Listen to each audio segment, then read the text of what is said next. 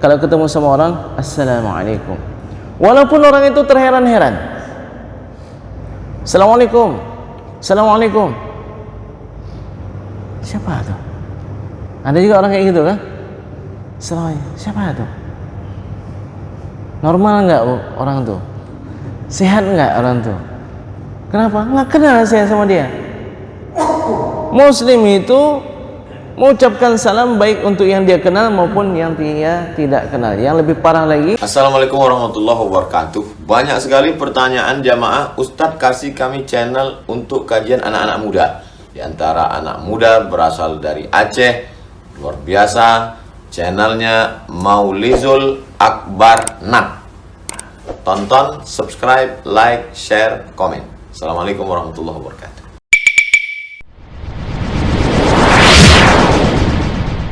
Umpamaan engkau mengucapkan salam kepada orang yang tidak engkau kenal, itu seperti engkau mengucapkan salam kepada Allah Subhanahu wa ta'ala.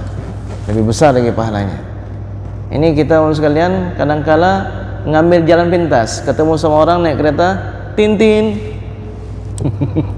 klakson.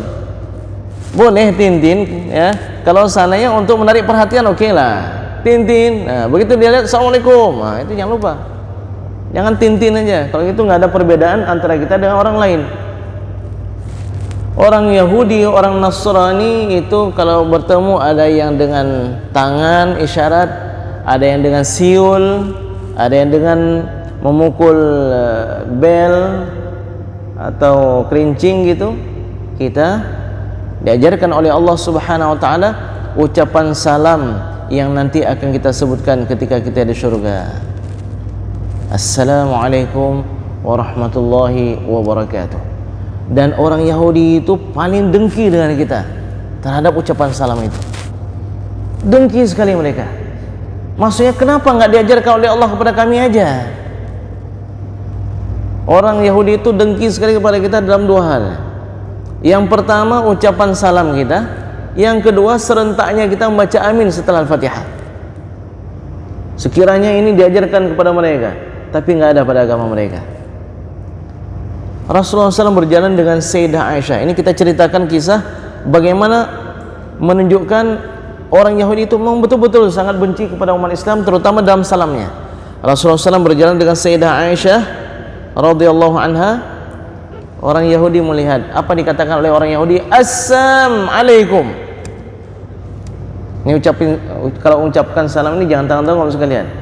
Bisa jadi bukan mendoakan kebaikan tapi mendoakan musibah. Assalamualaikum. Sayyidah Aisyah dengar. Assalamualaikum artinya kematian, binasa, racun untuk kalian.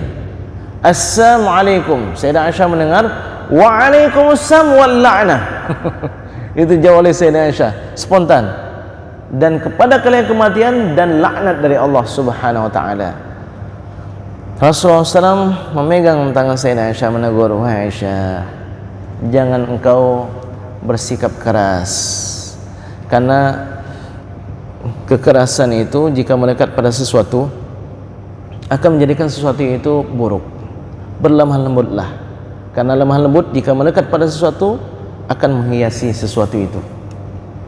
Ya Rasulullah, tapi mereka mengatakan Assalamualaikum.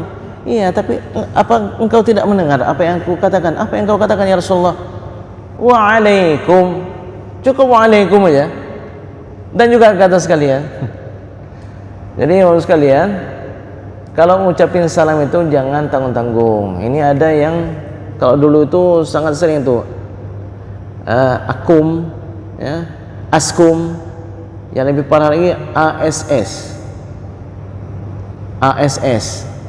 ASS kalau lihat kamus bahasa Inggris apa artinya tuh? Ya? Nah, belakang ini.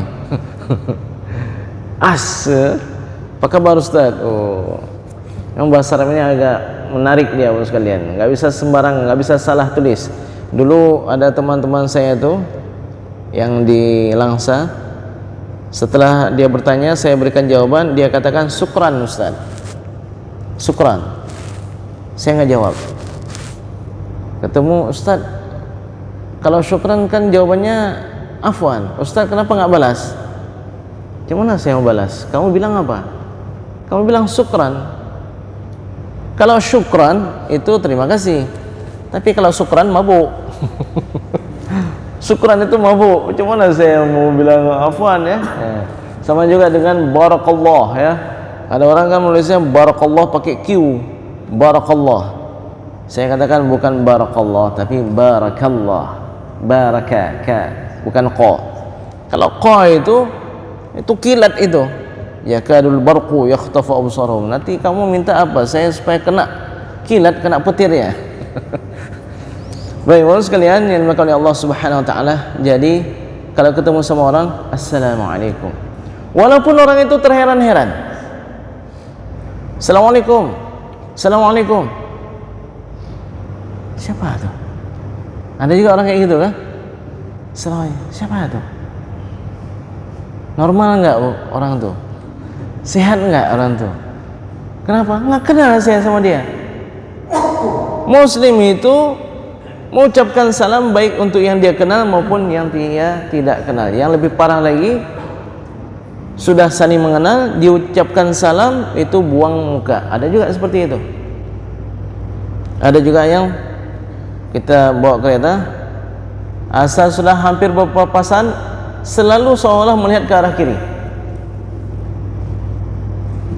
Na'udzubillah, subhanallah. Dan mohon maaf ini Bapak sekalian. Ya, mohon maaf ini bagi orang-orang yang merasa nilai persaudaraan itu terlalu sempit ya. Hanya kelompoknya saja bersaudara. Yang enggak kelompoknya enggak bersaudara. Saya itu pernah mengantar istri kuliah S2 di Medan. Itu jurusan hadis ya. Jadi saya melihat mereka itu berjenggot, celana cingkrang, nampaklah mereka berjalan ya, sama-sama mereka. Saya ucapkan assalamualaikum. Mereka lihat kaki saya. Oh, isbal nih. Ya, isbal maksudnya celananya sampai menutup mata kaki. Enggak dijawabnya. Salam sama mereka. Lalu dalam kesempatan yang lain, waktu itu saya kebetulan ada luka di atas tapak ini karena masuk kamar mandi di sebuah masjid, pintunya lepas. Jadi kenalah ke atas telapak kaki saya ini.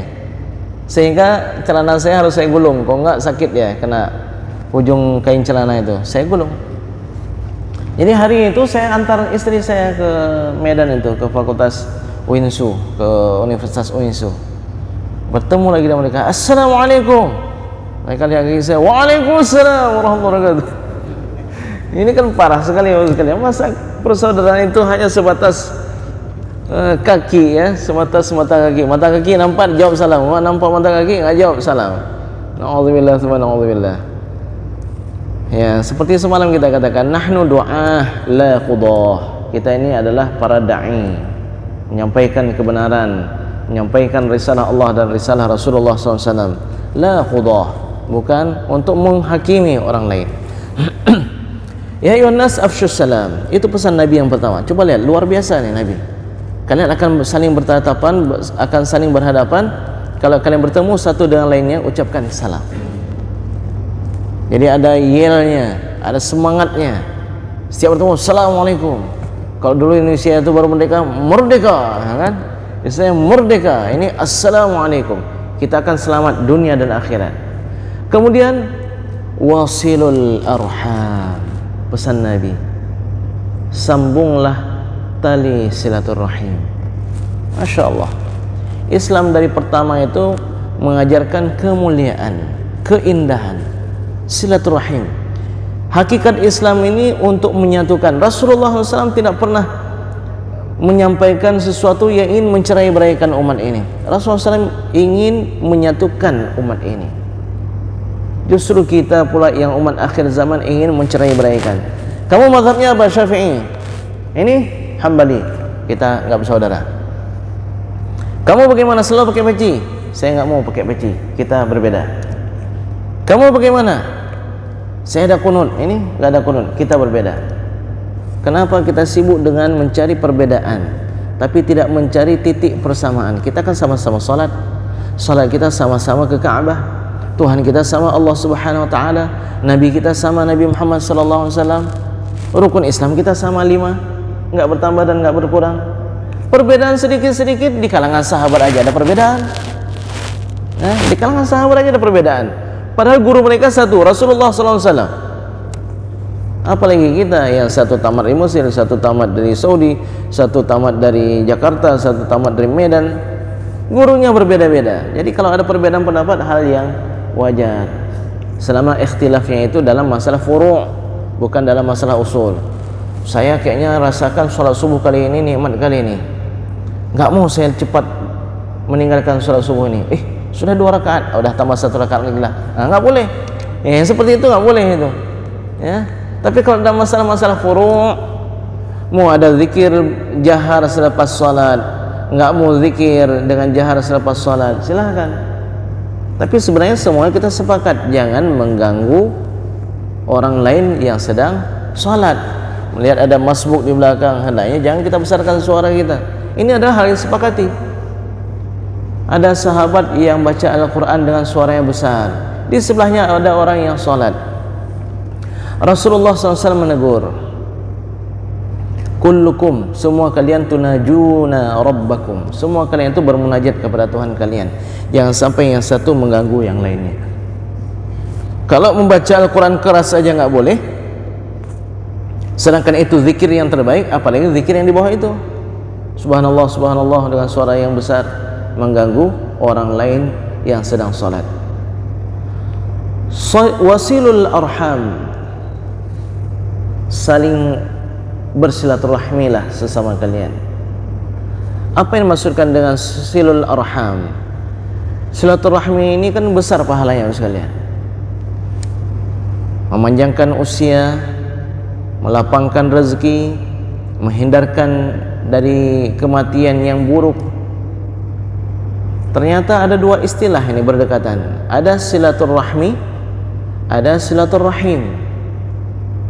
Silaturahmi itu menyambung kebaikan dengan orang yang ada ikatan dengan kita. Apakah dia teman sekolah kita, tetangga kita, teman sejawat kita, satu perkantoran dan seterusnya. Ini silaturahmi. Tapi kalau ada hubungan kekerabatan, ini namanya silaturahim. Ada hubungan darah. Dan hubungan darah yang dimasukkan di sini adalah hubungan nasab. Karena ada juga orang, Ustaz, saya ingin menyambung silaturahim dengan dia. Kok bisa? Ada hubungan darah kami, Ustaz. Kok bisa? Kan lain. Dulu dia pernah donor darah kepada saya, Ustaz. Ya, hubungan darah di sini bukan ada darah dia di tubuh kita. Ya, tapi maksud silaturahim ini ada hubungan nasab. Mana yang lebih dituntut, silaturahmi atau silaturahim? Dua-dua dituntut, tapi yang paling dituntut itu adalah silaturahim. Banyak orang bisa buat kebaikan dengan melakukan silaturahmi, tapi sulit sekali melakukan silaturahim. Kalau di Langsa itu saya katakan banyak pegawai itu PNS kerjanya ke Tamiang, kerjanya ke Aceh Timur, pulang naik mobil angkutan umum, begitu sampai yuk kita makan mie, yuk kita ngopi, bisa mereka ajak, tapi nggak pernah mereka ajak adik mereka, kakak mereka, keluarga mereka, bahkan sulit. Ini dia melewatkan silaturahim yang sebenarnya lebih dituntut daripada sekedar silaturahmi. Bapak-Ibu sekalian, hati-hati dengan memutuskan tali silaturahim. Karena Rasulullah SAW bersabda, la yadkhulul jannata qati'ur rahim. Enggak akan masuk dalam surga orang yang memutuskan tali silaturahim. Hati-hati. Padahal dalam hadis yang lain, enggak akan masuk seseorang ke dalam neraka yang punya iman walaupun sebesar biji zarrah. Enggak akan masuk dalam neraka. Berarti dapat kita fahami, orang yang memutuskan tali silaturahim tidak memiliki keimanan walaupun sebesar biji zarrah.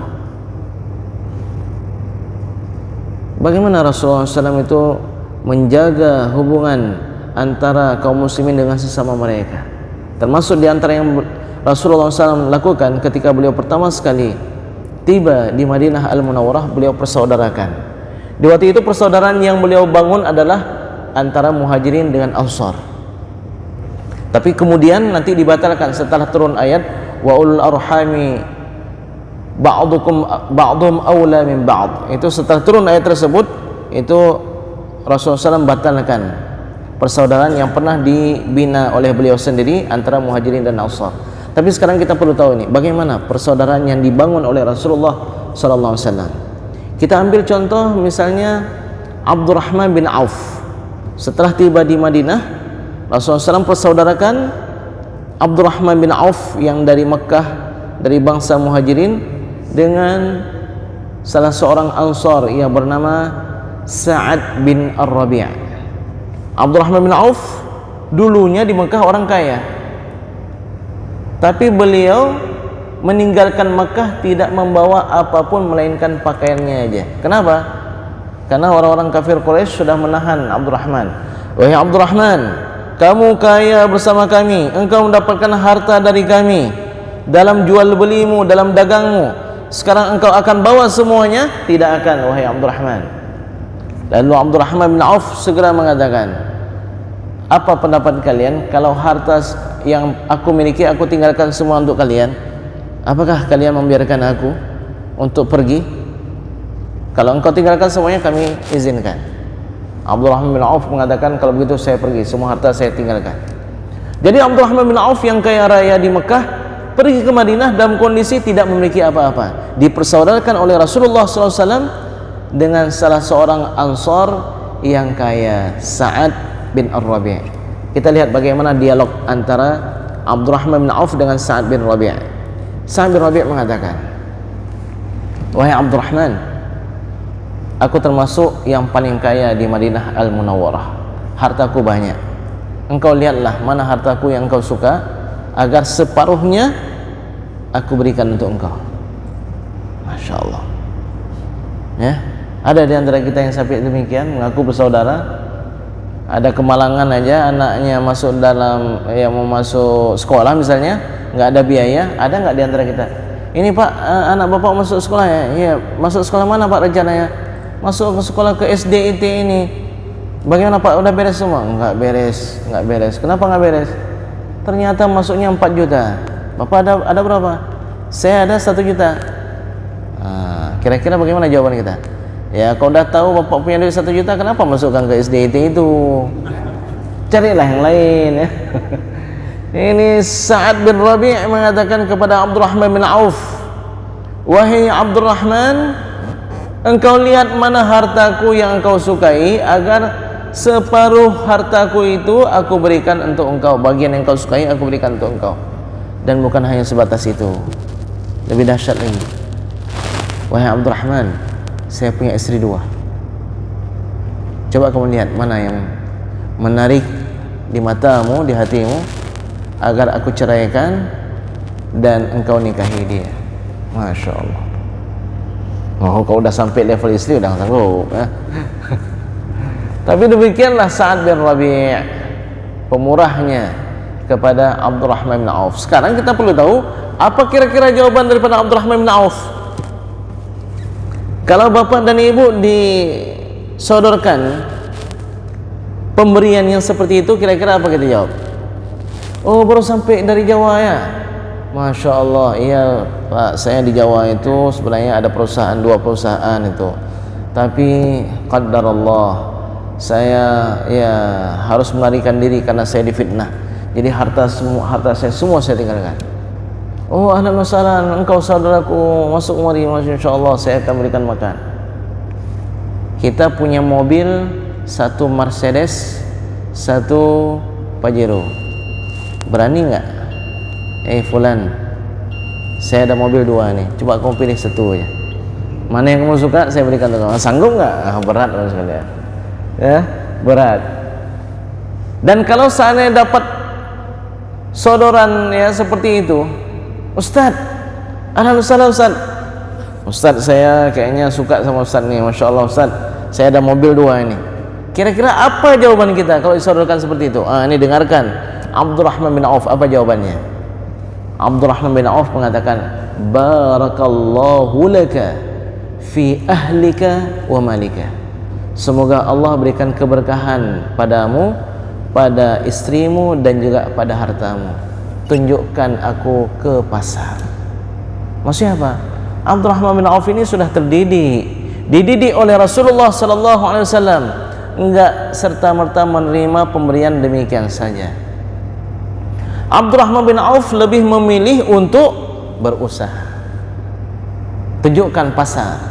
Maka berangkatlah Abdurrahman bin Auf sambil diarahkan oleh Sa'ad bin Rabi', mulailah berdagang. Dimulai dengan jasa dulu, setiap hari dapat gaji, setiap hari dapat gaji.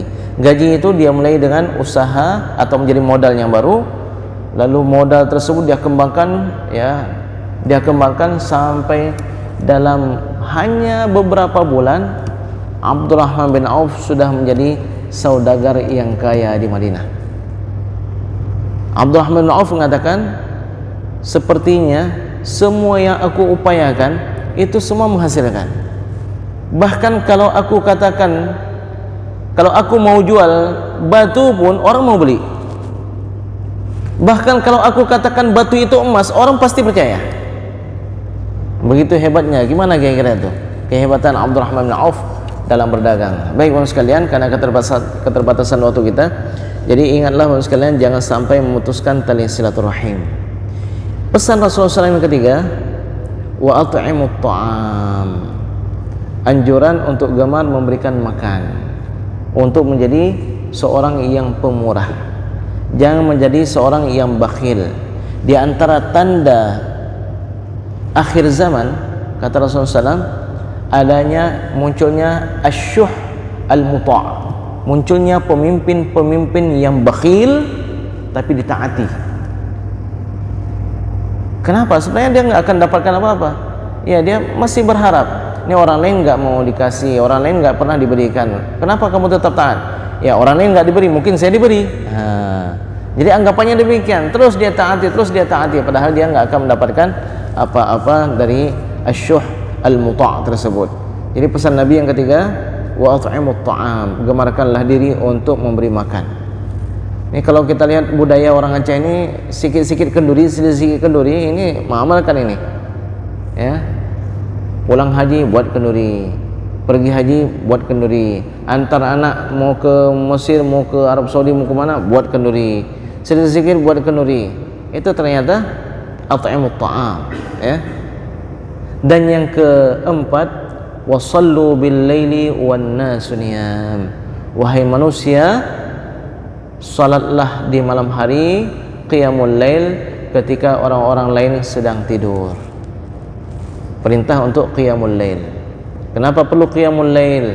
Alaikum biqiyamil lail, hendaknya kalian melaksanakan qiyamul lail. Bangun jam 4, bangun jam setengah 5. Kenapa? Fa innahu da'bus salihina min qablikum, karena dia itu kebiasaan orang-orang saleh sebelum kalian, agar kita ikut dalam kafilah orang saleh.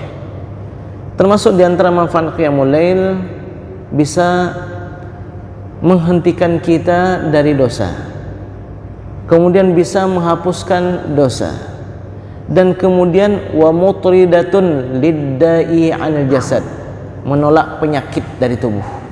Ya. Baik teman sekalian, 4 pesan Nabi: afshus salam, wasilul arham, wa at'imut ta'am, wa sallu bil laili wan nasu niyam. Dari 4 ini, kalau kita perhatikan, 3-nya berkaitan dengan hablum minan nas. Hanya 1 yang hablum minallah. Banyak orang sekarang merasa baru saleh kalau tahajudnya hebat, duhanya selalu dijaga, bacaan Al-Qur'annya setiap hari sekian juz, tapi hubungan dengan manusia nggak bagus. Padahal sebenarnya kesalehan pribadi seseorang itu lebih dituntut dalam interaksinya dengan manusia. Ya Rasulullah, tetangga saya rajin qiyamul lail dan rajin puasa di siang hari, tapi suka menyakiti kami ya Rasulullah.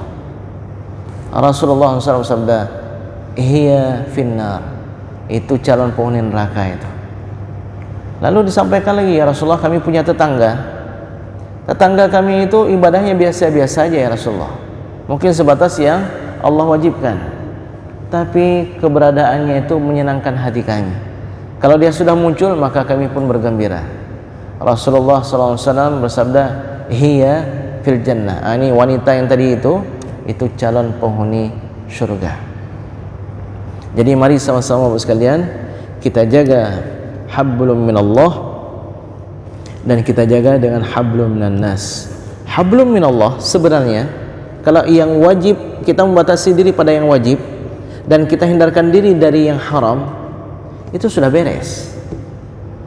Ibadah-ibadah sunat ini untuk meninggikan derajat kita, ya, bukan untuk menjamin surga, ya, untuk meninggikan derajat kita. Surga itu rahmat semata-mata dari Allah Subhanahu wa taala, tapi surga itu banyak tingkatannya, banyak derajatnya. Antara satu derajat dengan derajat yang lain ada sebuah hadis, walaupun agak dhaif, dia agak lemah.